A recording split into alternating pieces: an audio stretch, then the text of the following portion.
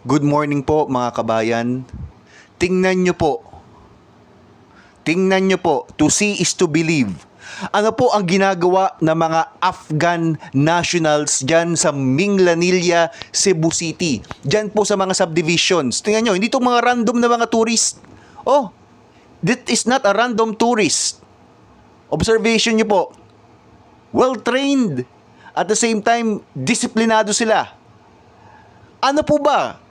I-take over na po ba ng Afghan nationals ang Pilipinas? Ito na po ba ang Caliphate State? Ito na po ba ang pangarap ng Amerika EDCA sa ating mga Pilipino? Ito na po ba ang pangarap ng Amerika, American government sa ating mga Pilipino?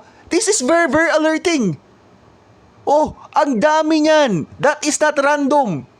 Oh, ang tanong ko po sa mga men in uniform at sa mga taong bayan, what will you do? This is not something po. This is very, very alarming.